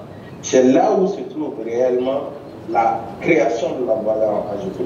Au lieu même de revoir la participation de l'État dans le capital social, pourquoi ne pas participer en fait dans les sociétés de raffinerie qui existent au Mali? On a la société de raffinerie Campou Moussa, on a d'autres sociétés, on a Marina Gold aussi qui existent au Mali, mais qui ne sont pas appuyées par le ministère de tutelle, par l'État du Mali, pour réellement faire en sorte que les compagnies minières qui exploitent de l'or, au lieu que l'or brut en fait, soit exporté hors du pays pour aller être raffiné là-bas et affiné, pourquoi ne pas l'affiner chez nous? Parce qu'on a la compétence, on a des sociétés de raffinerie, ils ont juste besoin d'être à ce niveau-là. Il y a la question du développement local. Donc, mettre en place un fonds minier de développement local, ce qui a été d'ailleurs fait dans la nouvelle réforme minière. Donc, il y a un fonds minier de développement local qui a été mis en place, mais il faudrait que les mécanismes d'alimentation et les mécanismes d'utilisation de ces fonds miniers de développement local soit garantis, soit bien éclaircis et bien identifiés dans la nouvelle réforme minière ou dans les décrets d'application, ce qui n'est pas fait jusqu'à présent et qui pourrait poser problème ailleurs. Et au niveau de la gouvernance locale, on voit en fait de plus en plus qu'à travers le Fonds minier de développement local, il y a un certain nombre de recettes ou de ressources, en fait, un grand nombre de ressources qui seront affectées au niveau de la gouvernance locale. Et nos autorités locales n'ont pas la compétence nécessaire pour gérer ces points-là. Donc il faudrait aussi un appui à ce niveau-là. La gestion environnementale pose problème. On a vu le dernier rapport du vérificateur général qui a suscité en fait beaucoup d'encre, qui a fait en sorte que, en tout cas, les organisations de la société civile dans le secteur extractif au Mali se sont levées à un moment donné pour discuter de la problématique, mais la gestion environnementale pose problème. Ici au Canada, pour prendre un exemple, ça fait depuis 100 ans que les mines sont fermées, mais le gouvernement canadien, parce qu'ils n'ont pas pu ou ils n'ont pas su gérer, contractualiser, faire en sorte que négocier des bonnes clauses pour la gestion environnementale, pour la fermeture des mines, depuis 100 ans, c'est le gouvernement canadien qui est en train de prendre en compte cette responsabilité pour l'environnement. Donc, la gestion de l'environnement doit également être prendre en compte, et enfin le contenu local, comment faire en sorte que les entreprises locales et l'emploi local soient un élément catalyseur, ou l'exploitation des ressources minières soit un élément catalyseur pour l'entreprise, des entreprises locales minières et de l'emploi local minier. Donc pour cela, il faut aussi, des préalables, il faut faut mettre en place comme le monsieur qui l'a dit au niveau, le monsieur qui représente la diaspora, en fait, l'a souligné. Il faut mettre des centres de formation au niveau de CAI, au niveau de Kenyeba, et également dans les autres régions, aussi Sikasso, et également Kukoro. Donc, pourquoi ne pas mettre en fait l'école des mines?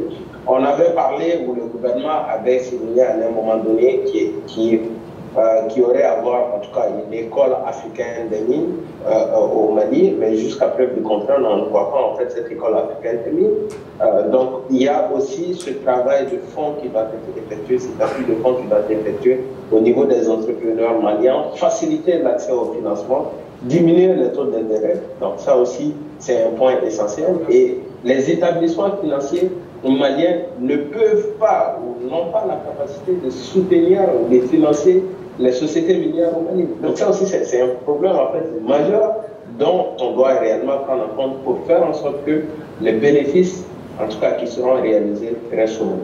Merci à vous. Merci beaucoup, cher Maïga. On peut l'applaudir encore une fois. Monsieur Marat. Par rapport à beaucoup de choses qui ont été dites par les uns et les autres. Je vais essayer de faire le lien. La première chose, c'est par rapport à la participation citoyenne. J'ai entendu le ministre revenir beaucoup sur le Parlement, le renforcement du Parlement qui est indispensable. Mais là où il n'a pas suffisamment mis le lien en rapport avec la question, ce sont les liens entre les parlementaires et leurs électeurs. Le problème est dans notre pays, de manière générale, c'est que nos représentants, j'en ai été, il en a été, d'autres en ont été, dès qu'ils sont élus, ils se sentent exonérés de toute responsabilité vis-à-vis de leurs électeurs. Et tant que nous ne travaillerons pas sur cela, nous aurons toujours des pouvoirs qui sont fragilisés. Et nous aurons toujours des populations qui n'auront pas d'autres moyens d'expression que de déstabiliser les pouvoirs. Il faut qu'on puisse travailler à ce que les représentants, quels qu'ils soient, ils se sentent un minimum redevables à l'égard des populations, ils se sentent un minimum dans l'obligation de rendre compte de ce qu'ils font, d'interagir avec les populations et de travailler en fonction de ce que les populations leur disent. Il y a le principe de la restitution des parlementaires. Au Mali, les parlementaires sont payés pour ça. 750 000 francs CFA par session. Il a fallu que moi j'aille à l'Assemblée pour savoir ça. Je ne le savais pas. Je pensais que le montant était beaucoup plus petit que ça. 750 000 francs par session. Et rarement les parlementaires le font. Certains le font, mais beaucoup d'autres ne le font pas. Et quand ils le font dans des termes qui sont tellement conventionnels que les populations ne comprennent absolument rien à ce qu'ils font. Souvent les parlementaires eux-mêmes ne comprennent pas grand-chose à ce qu'ils ont fait, a fortiori les populations. Je pense que nous avons des pistes de réforme importantes à mettre en place pour que nos élus, quels qu'ils soient, se sentent redevables à l'égard de leurs électeurs. Et que nos élus, quels qu'ils soient, se sentent en obligation de travailler avec les populations de manière générale. Maïga l'a dit tout à l'heure, c'est Maïga, par rapport à... Sur la question minière, par exemple, il a évoqué un sujet, c'est que les mines contribuent aux finances locales. Et il a dit que les élus locaux n'ont pas les capacités de gérer. Je ne le pense pas. Les élus locaux ont les capacités de gérer, mais beaucoup d'entre eux n'ont pas envie que les populations sachent ce qui leur est versé. Ça, je l'ai vécu dans plusieurs endroits. Donc il faut que nos élus, de manière générale, parlementaires ou exécutifs, soient soumis à plus d'obligations de redevabilité, d'interaction, de collaboration avec les populations en cours de mandat. Et que les populations aussi aient la possibilité de sanctionner les élus en cours de mandat. Je l'ai dit ces derniers temps. Je pense que ce serait une bonne innovation que de mettre dans nos textes la possibilité pour les populations d'abréger le mandat des élus en cours de révocation, en cours pour inefficacité et autres. Parce que beaucoup de dispositions existent au Mali, souvent les gens ne le savent pas. Par exemple, nous avons une politique nationale d'immigration qui a été adoptée du temps où j'étais Premier ministre, qui a beaucoup d'éléments de réponse par rapport au problème qu'il a posé, mais qui n'est pas financé. Je me rappelle que quand on prenait la décision d'adopter cette politique en Conseil des ministres, en tant que Premier ministre, j'ai posé la question, mais on est en train d'adopter une politique qui nécessite 36 milliards, grosso modo. C'est le coût de la PONAM. est-ce que nous aurons les moyens de financer ces 36 milliards? Ce que mon ministre des Finances m'a dit, c'est Inch'Allah, on va chercher. Et à la date d'aujourd'hui, cette politique n'est pas mise en œuvre. Presque dans tous les domaines. Et on a une politique minière, on a une stratégie de développement du secteur minier où le contenu local et tous les éléments dont on parle sont indiqués. Mais les politiques ressemblent un peu ce sont des ameublements, je vais dire ça comme ça. On prend une décision, on adopte une politique et on sait pertinemment qu'on ne va pas mettre en œuvre la politique, mais il faut la prendre pour satisfaire à X, Y, Z. On est dans l'impuissance politique. C'est pas dans l'impuissance, c'est que ceux même qui prennent ces politiques n'y croient pas et n'y accordent pas beaucoup d'intérêt. Ils le prennent parce que soit il y a un financement libéré par un partenaire pour élaborer la politique, soit parce que c'est un élément de conditionnalité pour avoir un financement ou pour telle ou telle raison, mais on ne la met pas en œuvre, il n'y a pas de suivi.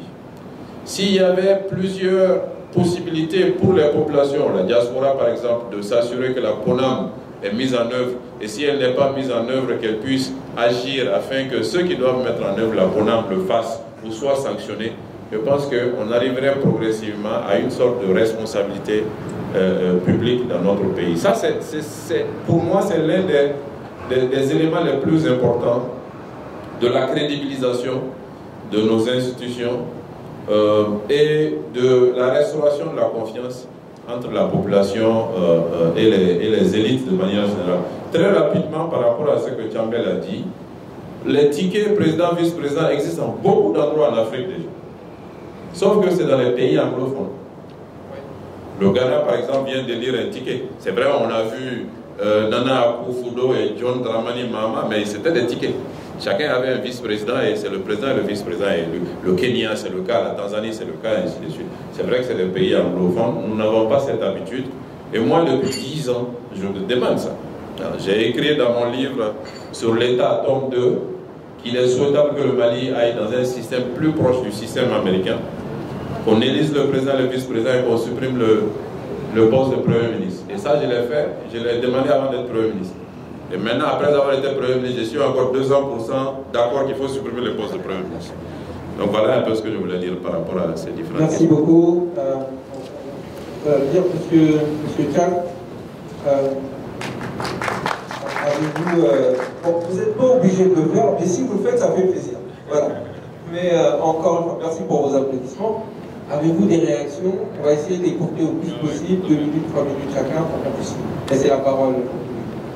Merci. Je vais juste répondre sur la réaction du Premier ministre Mara. Il y a d'une part, je dirais, cette exonération de certains élus vis-à-vis des populations une fois élus. Mais au-delà de ça, il y a surtout un désintérêt des populations par rapport à la chose politique. Vous croyez? Oui. Qu'est-ce qui s'est passé? Je vais donner un exemple pour illustrer ce que je dis. Vous savez, en 2014, notre première restitution était très ambitieuse, comme il vient de le mentionner. Nous avons pu le palais de la culture, plus de 3000 places. Nous avons, pendant une semaine, fait des publicités, des annonces sur le RTL, la télévision nationale, les radios. Et on s'attendait à toute la population de la commune 5. À notre grande surprise, c'était les 2 premiers rangées qui étaient à peine remplies. Donc nous nous sommes rendus compte qu'au-delà du fait que certains élus se désengagent de leur rôle de responsable en tant qu'élus, mais aussi c'est des amours qui s'est installé. Il y a une culture de confiance. Il faut, au-delà de cette question, aller vers un nouveau contrat social. Et je l'avais un peu abordé dans la première séquence de mon intervention. Il faut que les partis politiques jouent pleinement leur rôle, l'éducation à la citoyenneté, pour qu'au-delà des questions de mobilisation électorale, que la classe politique puisse être ce pont-là entre le politique et les populations. Qui comprendrait avec moi aisément qu'aujourd'hui, la politique elle est beaucoup plus sociale qu'idéologique. La bonne gouvernance aujourd'hui, c'est celui-là, ce ministre-là, qui est à tous les baptêmes, qui a toutes les cérémonies de mariage, et qui arrive à donner 100 000, 50 000. C'est celui-là, dans notre culture, qui est la bonne personne. Celui-là, il est bon parce qu'il est présent partout. Et pour la petite histoire, les députés qui sont rompus à la tâche, qui sont toujours aux travaux de commission, qui n'ont pas le temps d'aller à Andrakoukan ou d'aller à Kaï chaque fois, sont pour la plupart des temps pas réélus. C'est ceux qui ont le temps d'aller faire sortir le fils d'un tel de la prison, c'est celui qui a le temps d'aller à tous les baptêmes, à tous les mariages, qui est pour la plupart des temps réélu. Donc je pense qu'il faut revoir tous ces aspects-là et redéfinir le contrat social. Donc c'est un très long débat, mais je pense qu'il y a beaucoup de choses à faire et à travers la réforme concrète pour que nous-mêmes, à travers ce nouveau contrat social, nous puissions nous retrouver tous dans l'État. Et pour finir, je vais juste prendre une minute pour dire que vous avez posé la question sur la constituante populaire pour aller vers une nouvelle république. Je vais répondre en 3 phrases et donner un exemple. Vous savez, le dialogue national inclusif, nous avons compris que, vous savez, il y a des fêtières, il y a le Conseil national de la société civile, il y a le Conseil supérieur de la diaspora qui est là, mais la plupart des temps, les populations que nous avons ne se reconnaissent pas aussi en secrétaire de la société civile. Qu'est-ce que nous avons fait à l'époque? Nous avons, pour le dialogue national inclusif, fait un atelier de la société civile. Cet atelier, nous avons pendant 15 jours fait des annonces pour que toutes les couches sociales et politiques, surtout sociales, puissent manifester leur intérêt à participer au dialogue. Donc nous avons recensé tous les milliers d'associations qui sont venues prendre part à cet atelier préparatoire. C'est ce qui nous a permis de calmer les ardeurs. Ces conclusions ont permis même de changer le nom du dialogue. Le dialogue politique inclusif, on allait à un dialogue national inclusif. Et certains politiques n'étaient pas contents parce que pour eux, c'était la politique qui devrait tout gérer. Mais nous savions que si la société civile n'était pas impliquée en amont, on allait participer à un sabotage du dialogue. Et certains l'ont essayé, mais fort heureusement, la société civile a été suffisamment les syndicats. Quand je parle des forces sociales, ça va au-delà de la société civile.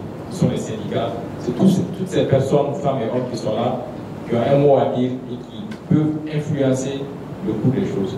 Donc c'est pour dire qu'on a le temps d'en parler, mais au lieu d'aller à une constituante populaire, il faut revoir la méthode de participation démocratique des populations et des forces vives de la nation pour prendre une meilleure, jouer un meilleur rôle, un rôle plus appuyé dans la recherche de la politique publique. Bon, merci. On peut encore une fois l'applaudir. On va aller très rapidement parce que je tiens vraiment à ce qu'il y ait un débat entre nous. J'aimerais vous faire réagir sur un point qui pourrait être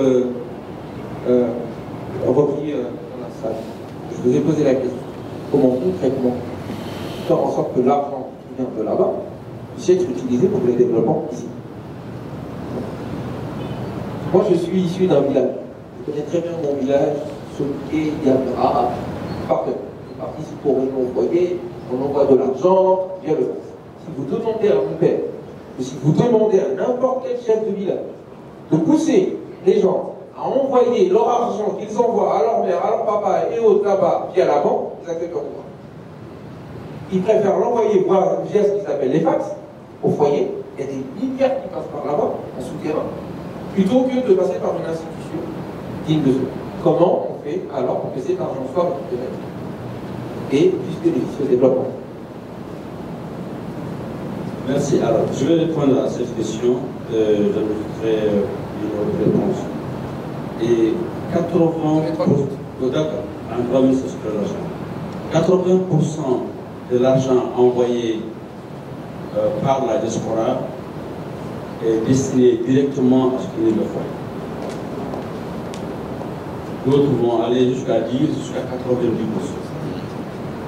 Et il est important de noter 95% de la diaspora malienne est dans la zone CEDEAO. Donc ce n'est que le 5% qu'on se partage en Europe. En Europe, c'est 3,5% qu'on se partage dans le pays. D'autres peuvent dire que le chiffre est un peu plus élevé. Donc quand on envoie de l'argent directement pour une famille, ce n'est pas destiné à l'investissement. C'est là où justement le Mali a été toujours un pays qui initie de très bonnes choses et qui se retrouve toujours le dernier sur la liste. La PONA. Nous sommes le deuxième pays après le Nigeria à avoir initié la PONA. Elle a été votée en loi. La politique nationale de l'immigration malienne. Elle a été votée en loi. Mais jusque-là, 36 milliards, l'État n'arrive pas à mettre ça en place. On vient d'être la réviser. Les journées de l'immigration malienne, le 18, on va adopter le plan 2020-24. Donc, pour changer cet aspect, le CSDM a initié le dialogue, le forum de diaspora africaine. On a fait la troisième édition, même si c'est beaucoup de députés à participer. Nous avons initié un financement participatif. C'est le financement participatif de toute la diaspora. Nous avons aujourd'hui des jeunes Maliens qui ont créé des startups. Nous avons un jeune Malien qui a créé un organe de transfert d'argent qui s'appelle Sama et qu'on peut tous appuyer. Et je dévoilerai le prochaine rencontre, le financement participatif qu'on a mis en place avec Sama et pour permettre non seulement à envoyer de l'argent à la famille directement, et qui permettra cet envoi à être restructuré pour faire partie de cette banque d'investissement qu'on veut mettre en place. Alors, le transfert d'argent de l'oncle à moi ne s'arrêtera pas, ou de fils à son père ne s'arrêtera pas, mais la même personne pourrait se dire, je peux transférer cet argent à mon nom, mais il peut aussi avoir une carte simplement qui nous permettra d'avoir accès à l'argent à tout moment du mois qu'il voudrait. En même temps, ça le fait lui bénéficier de certains avantages liés à ces financements participatifs. On fera un développement. Et certainement, l'année prochaine, une seule minute reste. En ce qui concerne l'agriculture, c'est le secteur qui engrange de l'emploi. Nous avons, monsieur le Premier ministre, combien de millions d'hectares nous avons? 1 million combien? C'est moins. Hein, c'est moins. Oui, on n'a plus beaucoup d'eau. On n'a plus beaucoup d'eau. Alors, même si les gens rêvent un peu sur cette 500 000 hectares, on a moins de 200 000 hectares qui sont exploitables. Donc, ce que la diaspora voudrait avec la nouvelle banque d'investissement et les partenaires chinois, c'est développer cette zone au fil de Niger pour produire du riz 3 fois dans l'année et certainement nourrir une bonne partie du monde au-delà de l'Afrique. C'est faisable. Benjamin Wang, on a signé un protocole. Benjamin Wang est la compagnie chinoise qui nourrit 70% des Chinois. Ils sont prêts à venir exploiter, nous faire un semaine de fer pour exporter le surplus. Mais encore une fois de plus, il faut qu'on ait le courage d'avoir une politique économique qui va vers un développement durable. Merci beaucoup. Votre réponse est très claire, nette et précise. Maintenant, c'est à vous de travailler. Je donne la parole à notre ami pour je vais faire réagir sur le rapport qu'il a fait. Et je vous donne juste 2 minutes pour qu'on puisse laisser un peu de temps aux gens pour parler. Car après, on a un autre événement à Babemba où on va faire de la culture. Et la culture, ça sert aussi au pays. Cher ami, vous avez parlé de ce qui gangrène le pays. Vous avez parlé ensuite de laïcité. Pensez-vous qu'il est bon d'introduire des conflits qui, issus d'une autre histoire, peuvent venir perturber pour rien du tout, dans des combats peut-être de conditions, les possibilités de relations entre divers partenaires, diverses idéologies, modernistes ou de tradition musulmane. S'il n'y a pas moyen de trouver une conciliation au lieu de rester chacun dans des camps. Je vous remercie pour cette question. Je pense qu'avant d'aller de répondre à votre question, il me semble nécessaire que notre corps minier va être réélu, relu et réécrit. Ça s'impose à la lumière de l'intervention de M. Maïga, à la lumière de l'intervention de M. le Premier ministre et M. le ministre. Nous devons aller vers une transition beaucoup plus inclusive et participative qui prenne en compte toutes les aspirations, y compris sur la diaspora. Et enfin, pour sortir avec cette question, je reste persuadé que la loi de 1905 n'a pas été prise par hasard. La réalité de la France, patrie des Lumières, qui est votre patrie, qui n'est pas la mienne, que j'ai fréquentée par hasard, que vous avez suivi dans ces couloirs de la Lumière, ce n'est pas pour rien qu'on a dû voter une loi dans ce sens. Aujourd'hui, ne pas dire que nous devons revoir notre concept de la laïcité, ça je suis très courtois quand je parle comme ça, et le modèle ne comprendra pas. Ne pas dire qu'il ne faut pas séparer, ne pas faire de la politique dans la mosquée et ne pas séparer la politique de l'islam purement et durement ici au Mali, c'est trahir le monde. Si on veut que le prochain président de la République du Mali soit élu en Turquie ou en singulier, qu'il puisse être issu de la diaspora ou quelqu'un qui est né là-bas, il faut travailler à cela, travailler les esprits et prendre un projet beaucoup plus consensuel et constructif du pays. Mettre beaucoup plus en avant ce projet participatif, des populations locales qui sont laissées pour compte, qu'on n'associe pas de cette diaspora qui est frustrée. Cette banque d'investissement a une existence et répond à un principe. Et surtout, ne pas s'arrêter seulement à raffiner notre or ici. Il faut aussi que le maire qui perçoit les financements de cet or-là construise des routes, des écoles et surtout que le revenu de l'or revienne aux populations locales qui vivent dans ces localités. La jamais fait. Je vous remercie. Nous avons l'intervention de M. Djambel Doumbouya par rapport à la participation des religieux dans la politique. Moi, je pense que pour moi, c'est un faux débat. C'est vraiment des politiques, ils sont d'abord citoyens maliens. Rien n'empêche un Malien, peu importe sa confession religieuse, de faire de la politique. M. Thiam a parlé de désamour de la classe politique. C'est peut-être là qu'il faut se poser la question. Pourquoi les religieux prennent aujourd'hui un pan important sur les questions sociétales? Ouais, alors que nous avons les partis politiques, en tout cas les plus grands partis politiques, sont financés. Mais combien font le travail sur le terrain pour former, conscientiser les gens? Je ne vais pas flatter M. Mara, mais en tout cas je le suis depuis un certain temps. M. Thiam, la même chose, avant qu'il soit ministre, qu'il était député à l'Assemblée nationale. Ce sont les mêmes qu'on retrouve dans nos villages, dans nos quartiers, le dimanche après-midi, pour débattre. Ceux qui ont une posture de baron politique ne le font pas. Je ne vais pas jeter la pierre sur la démarche de partis qui prennent la plus grosse part des financements, nous ne le voyons pas sur le terrain. Donc ce désamour-là, c'est d'abord, il faudrait pointer le doigt sur les responsables politiques. En tout cas, la génération de nos papas de 91 jusqu'à maintenant, M. Mara ou M. Thiam, c'est une autre génération qui avait une nouvelle manière de faire de la politique, et moi-même, en faisant participer les citoyens. Or, avant, le système ADEMA, c'était le contraire. Nous sommes entre barons, nous décidons depuis Bamako, et rien n'est redescendu à la base.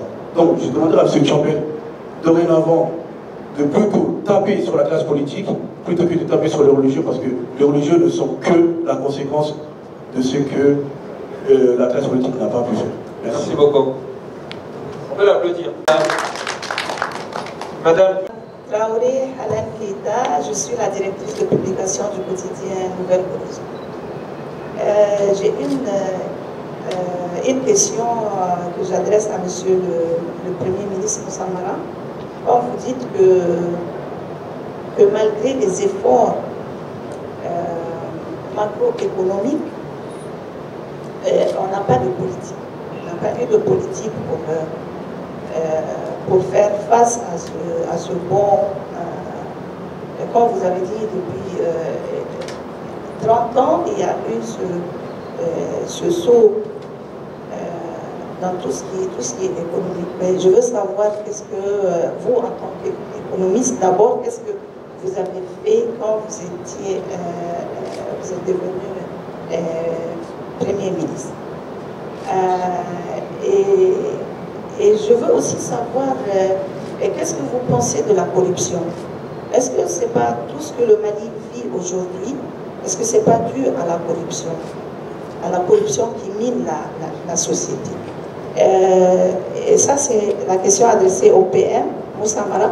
Et j'ai quelque chose d'autre une contribution à Monsieur le ministre Thiam. Quand vous dites, quand Monsieur Timéra vous a adressé la question de la rupture, comment résoudre ce problème, la rupture entre les institutions et la population?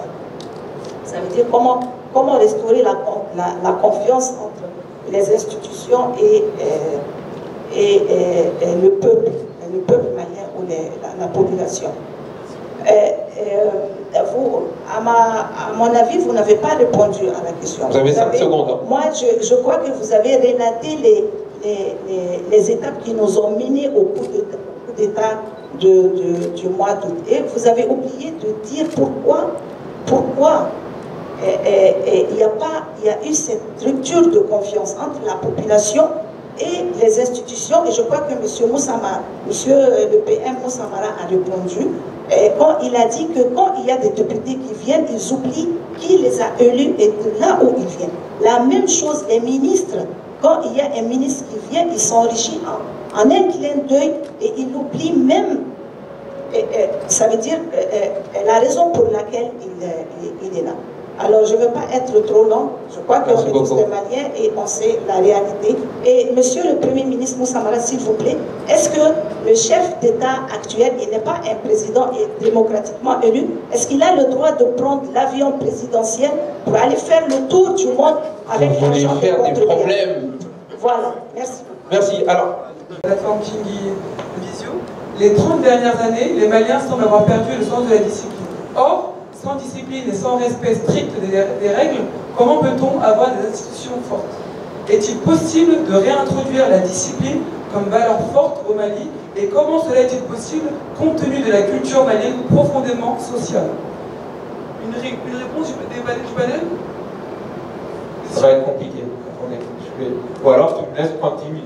Pour pas venir me faire des histoires après. Très bien. Il y a monsieur. Une affirmation et une question, je sais faire en moins d'une minute. D'abord, je voulais m'inscrire dans le débat BAMS qui avait déposé. Comparaison n'est pas raison, mais en France, on vit une crise politique. Elle se manifeste différemment, mais elle se manifeste à travers l'abstention, les taux d'abstention record, elle se manifeste à travers tout un tas de sujets. Encore une fois, je précise, comparaison n'est pas raison, mais je veux aussi, à un moment donné, dire la crise politique, elle n'est pas spécifique ni à l'Afrique ni au Mali. On vit, je crois, partout dans le monde aujourd'hui, une crise de la représentativité et ça se manifeste vraiment à tous les étages. Et alors du coup, j'en reviens à la question que je pose au Premier ministre, mais en même temps à l'ensemble du panel, mais parce qu'il avait un peu évoqué, je crois, le sujet, notamment quand il parlait du fait qu'on a connu en Afrique, notamment au Mali, des périodes où les taux de croissance étaient extrêmement importants en termes de développement.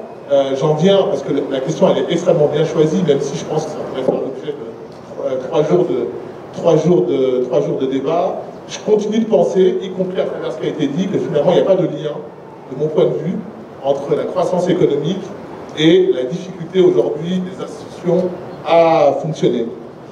À travers l'exemple qu'il a donné, notamment sur le fait que le Mali a vécu des jours meilleurs et l'Afrique a vécu des jours meilleurs, et aussi à travers la comparaison que j'ai faite, même si encore une fois comparaison n'est pas raison, on peut vivre des crises extrêmement importantes dans des pays très développés. Voilà. Donc ma question elle est, est-ce que finalement, même si la question est bien choisie, est-ce que finalement il y a un lien entre les questions économiques et la difficulté de mettre en place des institutions? La fragilité des institutions dépend de la confiance des populations que ces institutions servent. Et cette confiance peut être liée au contexte économique, comme cette confiance peut être liée à d'autres éléments. Donc il y a bien un lien entre la prospérité économique et la confiance des populations à leurs dirigeants. Mais il y a d'autres liens. Je pense que c'est un élément important. Le lien économique seul ne suffit pas. On peut être dans un contexte où les gens sont en prospérité, mais où ils ne participent pas au vote, où ils n'ont pas confiance, et où on peut même arriver dans un contexte où il y a de la prospérité, mais on peut arriver à des ruptures constitutionnelles, il peut y avoir un coup d'État, ou il peut y avoir autre chose, parce qu'il y a d'autres déterminants. L'exemple le plus frappant aujourd'hui est une illustration de ça, c'est ce qui s'est passé en Tunisie en 2010. La Tunisie de 2010 offrait un tableau économique parmi les meilleurs en Afrique. Et pourtant, cela n'a pas empêché ce qui s'est passé au Bouazizi. On fête les 10 ans de l'immolation de Bouazizi et le printemps arabe quelques semaines après. Donc il y a d'autres déterminants à la confiance aux institutions et à la solidité des institutions. Second élément, la corruption est un mal profond dans notre pays et participe du délitement généralisé du corps social aujourd'hui. Même la question de la discipline dont on a parlé tout à l'heure, je pense que quand les populations perçoivent leurs élites comme étant indisciplinés, comme étant prévaricateurs ou prévaricatrices, les populations ne respecteront pas grand-chose de la collectivité. Si les populations perçoivent leurs élites comme étant respectueuses des règles, comme étant justes, comme étant équitables, il y a des chances que les populations puissent l'être aussi. Et moi, je pense que c'est ce qui est le principal problème dans notre pays. C'est que nous avons un problème de défiance importante entre les Maliens et leurs élites, entre les Maliens et leur pays. Et ce problème de défiance, il faut qu'on le résolve. Et pour le résoudre, il faut commencer par les élites.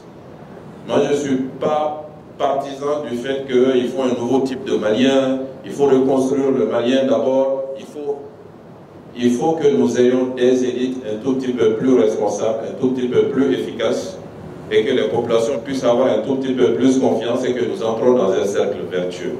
Je pense que c'est ce qu'il faut pour notre pays. Et la corruption mine clairement cette perspective. J'ai eu l'habitude de le dire que la corruption est plus grave que la question du Nord, la question du centre réuni. C'est vraiment le mal numéro 1 de notre pays et la corruption renvoie aux questions de gouvernance et de leadership. Donc ce sont un certain nombre d'éléments que je voulais dire très rapidement. Et évidemment, au nom des panélistes, vraiment remercier encore une fois les organisateurs pour l'occasion qu'ils nous ont donné d'interagir avec vous, même si le temps d'interaction n'a pas été aussi important que cela, mais nous espérons que vous avez pu apprécier un peu ce que les uns et les autres ont dit. Le panel était assez complémentaire, chacun en ce qu'il porte comme expérience et compétences et en ce qu'il a pu dire. Vraiment, merci beaucoup et j'espère à une autre fois. Une autre fois, je vous remercie. On les applaudit encore une fois bien fort. Merci au docteur Maïga, merci au Premier ministre Samara, merci au ministre Cham. Encore une fois, vos interventions étaient très très belles. Merci encore une fois, M. Aïdara, et les solutions concrètes et les efforts que vous mettez sur le terrain. Et merci à notre cher journaliste.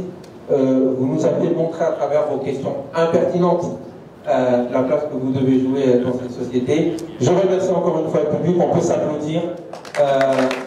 Les organisateurs, les organisatrices. Ça n'est pas encore fini. Nous continuons au Babemba où nous allons voir un film qui interpelle quant à ce qui se passe en France et qui peut être un reflet quant à ce qui pourrait se passer ici ou qui se passe encore. Et il s'agit de regarder ce film ensemble, d'en débattre avec les acteurs et les réalisateurs, et surtout de dire que nous sommes présents et l'avenir nous appartient.